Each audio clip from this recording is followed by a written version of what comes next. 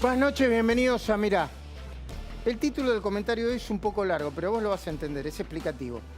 ¿Por qué hablamos todo el tiempo de Cristina Fernández? Como me dicen algunos kirchneristas, todo el tiempo, Majul, de Cristina Fernández.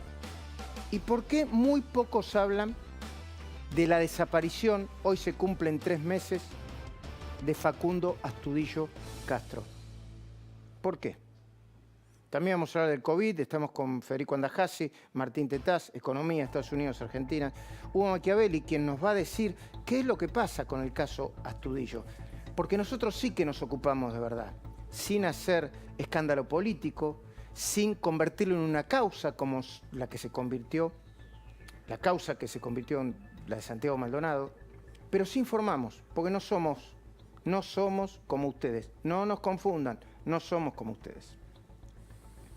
Tengo 3 temas para proponerte. Hoy es una editorial de 3 temas. El primero y el segundo están vinculados. Uno es la respuesta a la pregunta de si Cristina Fernández es corrupta o ladrona. Tiene una explicación, no es que lo meto por la ventana. El segundo tema es una explicación de por qué nos pasamos hablando todo el tiempo de Cristina.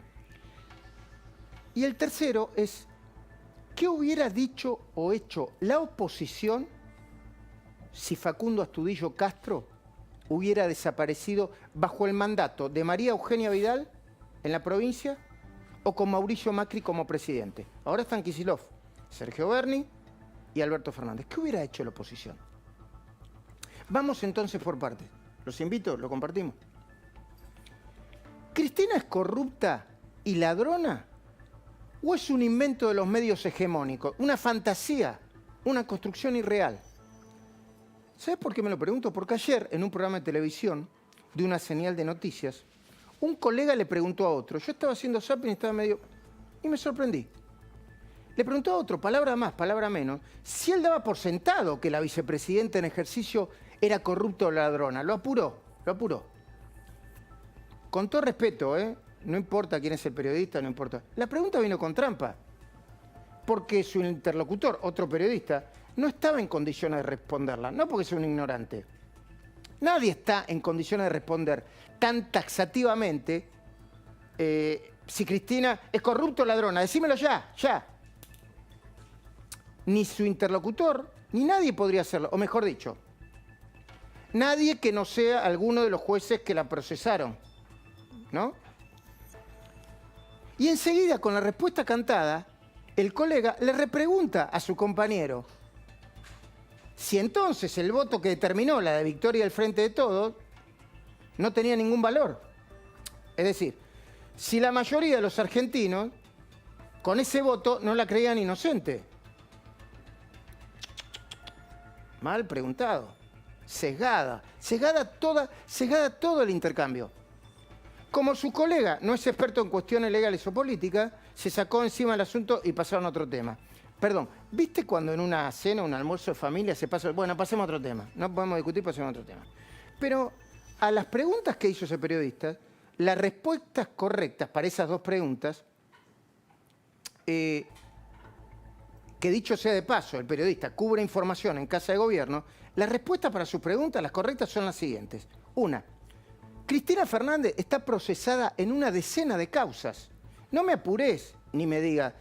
Les digo porque una vez, cuando ya se sabía que Alberto Fernández iba a ganar las elecciones, alguien muy importante, muy cercano al presidente electo, me preguntó, ¿pero vos crees que Cristina es una ladrona? No, no importa lo que yo crea. Es falsa, es irrelevante la pregunta. La respuesta es, Cristina está procesada en decenas de causas. En 4 de ellas aparece como jefa de una asociación ilícita. No la procesé yo, la procesaron diferentes fiscales y jueces. Eso significa que los fiscales y jueces que la investigaron, entonces, tienen pruebas suficientes para considerarla responsable del delito de corrupción, para decirte algo global. Asociación ilícita, del delito de corrupción. Solo una de esas causas, por ahora, pasó a un tribunal oral. Y se inició a paso de tortuga en un tribunal oral. Ya se inició. En ninguno de esos juicios hay una condena firme. Chocolate por la noticia. Pero todavía ciertos comentaristas, y agrego acá al presidente como comentarista, les encanta decir que todos somos inocentes hasta que se demuestre lo contrario. No es cierto eso. A ver, es una falacia, es una media verdad. Martín Tetano está acusado 10 veces de liderar una asociación ilícita, 4. Millones de argentinos no están acusados de eso. Somos distintos. Pero también es verdad que en el caso de la vicepresidenta Cristina, es evidente, y esto es así, se puede afirmar, que el grado de sospecha sobre su responsabilidad es alto, muy alto. ¿Estoy diciendo que es una chorra o una ladrona? No, digo lo que dice la justicia hasta ahora, que su grado de responsabilidad. Por lo que sospechar sobre la posibilidad de que seas culpable no debe sorprender a nadie. La segunda respuesta a la pregunta del periodista que cubre información del gobierno es política, pero también legal.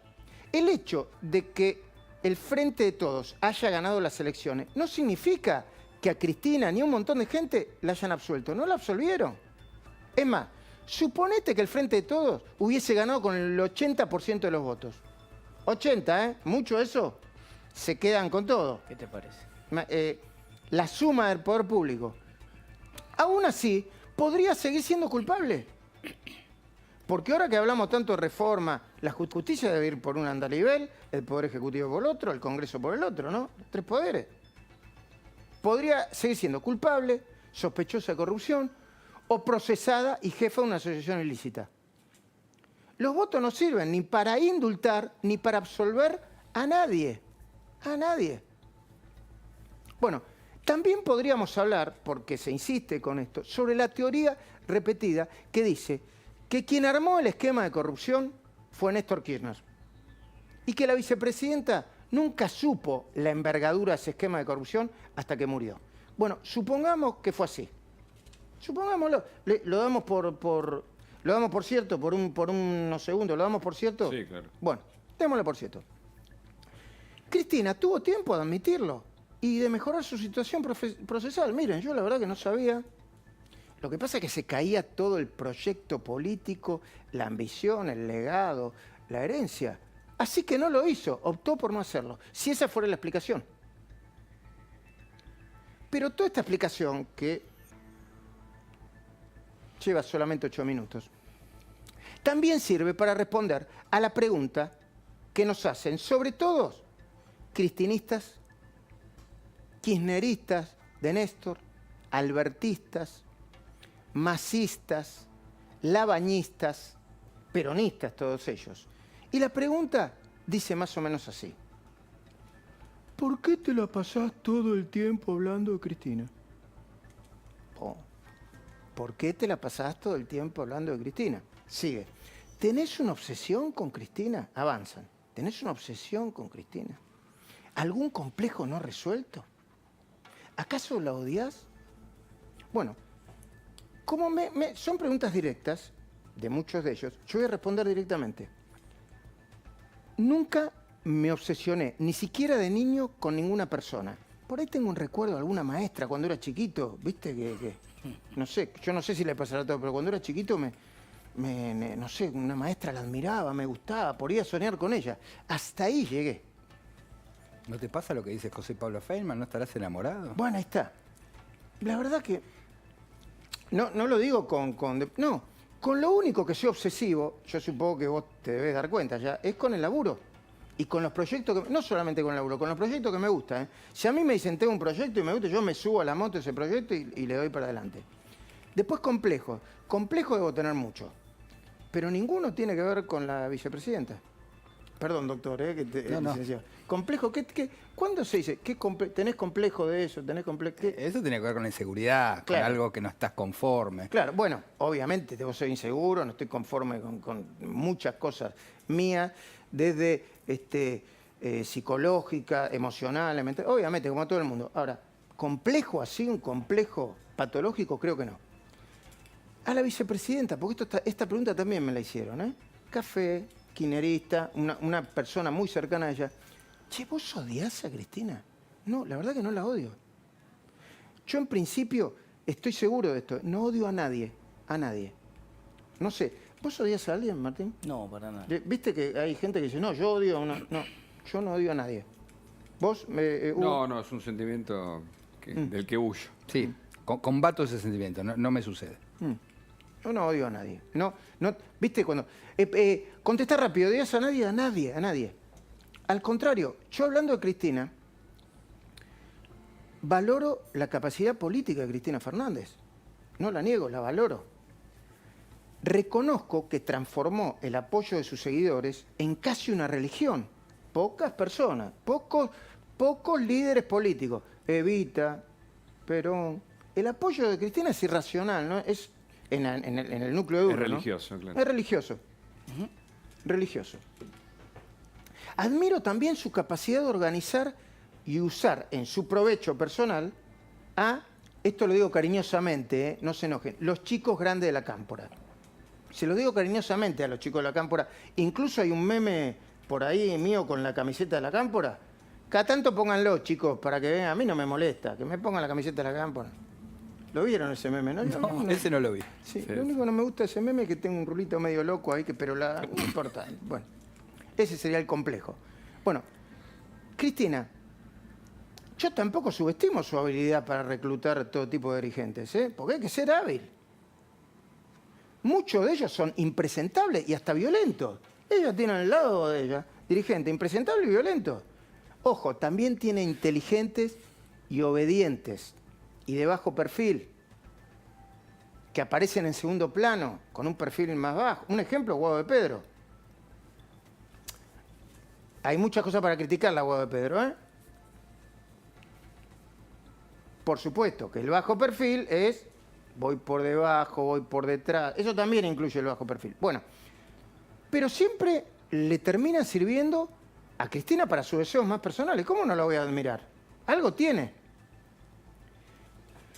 Pero la respuesta final de por qué hablamos mucho tiempo de ella o sobre ella es, mirá qué sencilla que es para cualquier periodista, porque ella produce mucha información. ¿Cuándo habla Martín mucho del dólar? Cuando sube el dólar o cuando baja, Claro. digamos, si no se mueve no es novedad. Y a vos te preguntan, che, Martín, otra vez con el dólar. ¿Qué querés si el dólar está? Che, otra vez con la caída de la economía. Bueno, la economía está cayendo. Bueno, hablamos de ella porque ella produce mucha información. Demos vuelta el razonamiento solo por unos segundos. Lo damos vuelta. Sí. ¿Cómo se llama eso de dar vuelta el razonamiento? Inversión. Inversión del... Bueno. ¿Se puede hablar del intento de reforma judicial y de la ampliación de la Corte, el intento, sin hablar de ella? ¿Sí o no? No. No. ¿Se puede hablar del gobierno nacional, sin hablar de ella? ¿Se puede hablar de la cantidad de presos que salieron desde el inicio de pandemia? ¿Cuántos son, Hugo? Y casi 4.000. Sin hablar de ella. 4.000 presos salieron de la pandemia. Algunos dicen 4.500, según el Servicio Penitenciario Federal en todo el país. Y 2.500 solamente en la provincia. Sin hablar de ella. ¿Te acordás de los presos, no? ¿Se puede hablar de Sergio Berni y la inseguridad en la provincia de Buenos Aires sin hablar de ella? ¿Se puede hablar de la economía, de la pobreza, de la deuda en Argentina, sin hablar de ella? Cuando fue ella la que gobernó, recordemos, porque por ahí creen que cayó de un paracaídas, que gobernó de 2007 hasta 2015, 8 años, sin interrupciones. Y después de un primer mandato de 4 años de Néstor Kirchner, quien fue su compañero de la política durante toda la vida de ambos. ¿Cómo quieren que evitemos hablar de ella? El tercer asunto que quiero tratar aquí es, ¿qué hubiera pasado si Facundo Astudillo Castro hubiera desaparecido mientras gobernaban Macri y María Eugenia Vidal? 3 meses se cumplen hoy. Lo planteo porque la desaparición de Santiago Maldonado tuvo un nivel de difusión enorme. Yo lo recuerdo, enorme. Nivel de difusión que se metía en las redes. Yo le escribía a algunos de mis amigos y tenían en su WhatsApp la imagen de Santiago Maldonado. En los consultorios. Decían Maldonado, Santiago. Impresionante la visibilidad. Pero esa desaparición, más allá del dolor de la familia, también vino acompañada por información sesgada.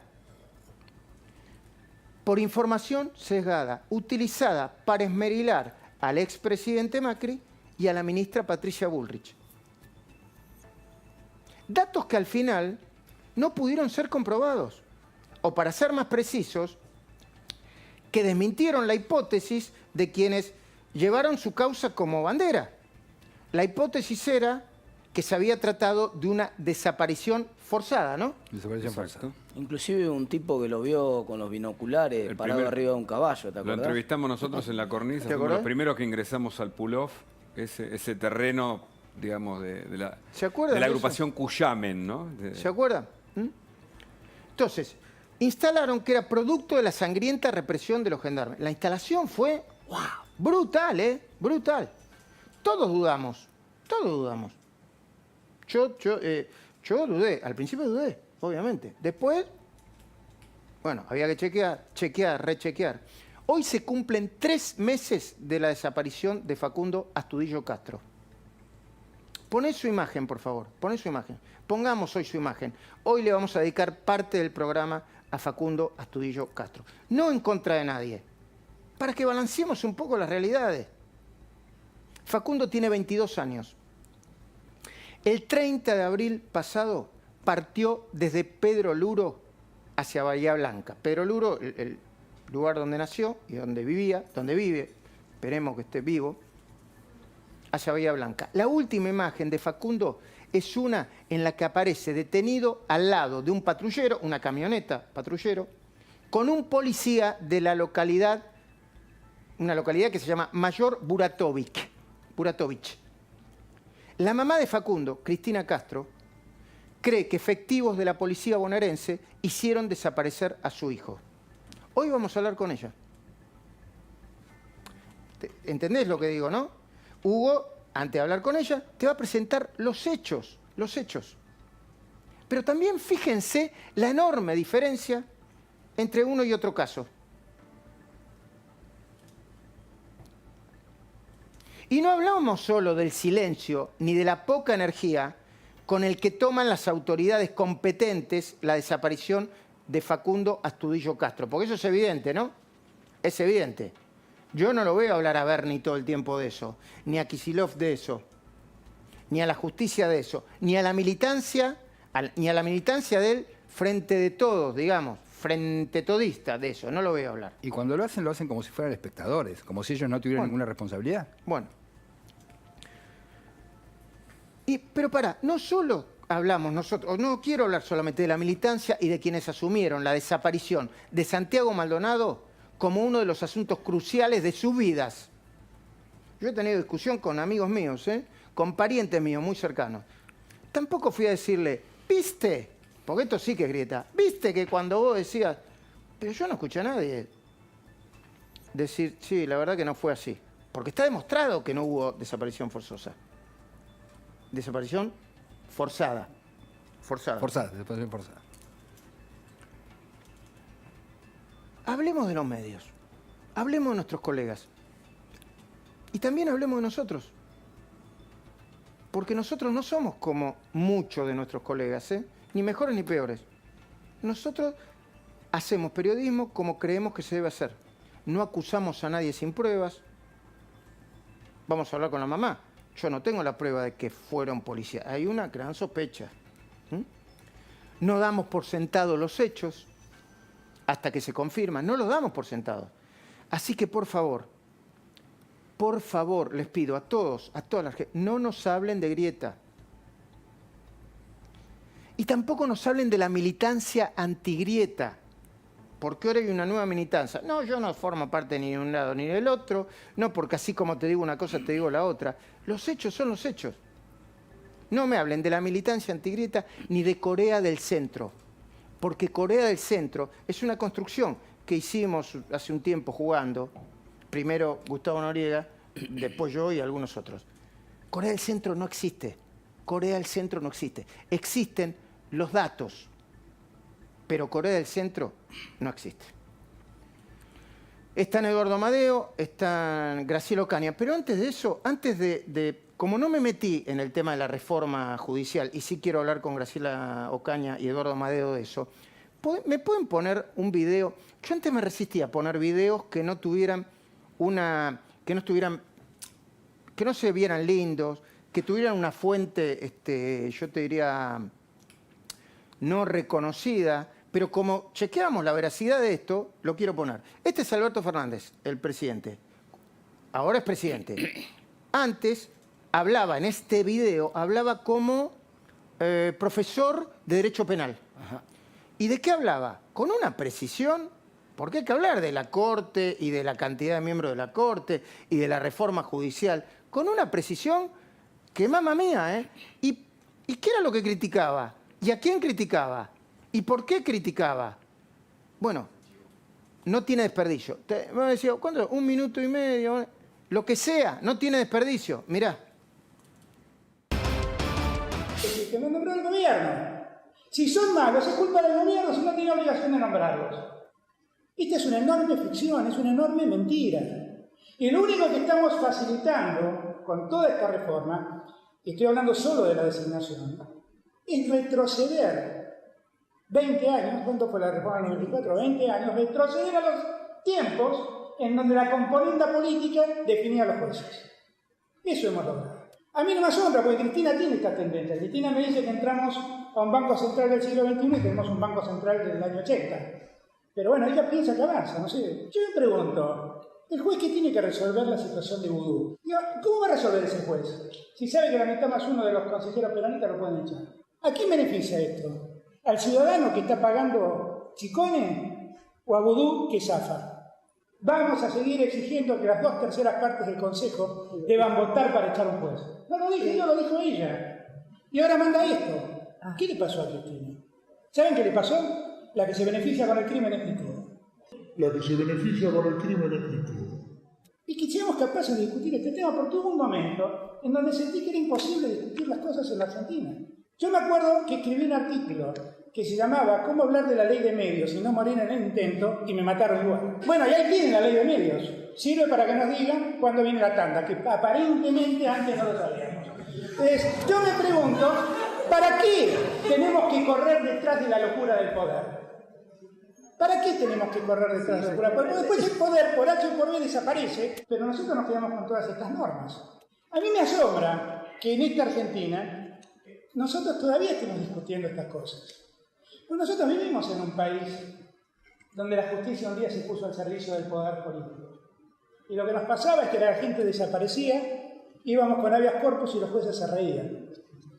Y después nosotros vivimos en un país democrático donde la Corte Suprema tuvo una mayoría automática que solo resolvía lo que el poder político le exigía. Y nosotros íbamos a reclamar por las tarifas y nos mandaban de vuelta a casa. Bueno, primero, y esto no es chicana, argumentando lo quiero para mi equipo, ¿eh? ¿Qué nivel de argumentación, no? ¿Qué nivel de argumentación? Más profundo y más filoso que cualquiera de los que están criticando hoy al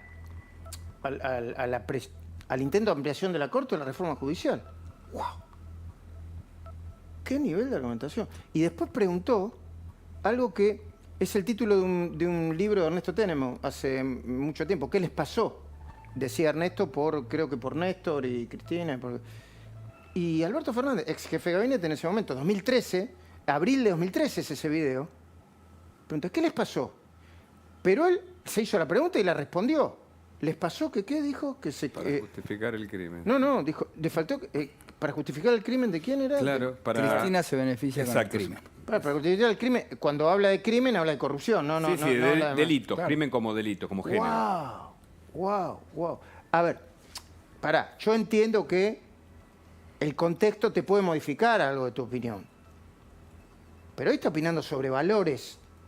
Sobre valores está opinando. No está opinando sobre una medida aislada. Está opinando sobre valores. Saludo a Graciela Ocaña y a Eduardo Amadeo, ya en pantalla con nosotros. Quiero verlos, por favor. Ahí está. Antes de empezar a conversar con ellos, buenas noches, gracias por atendernos.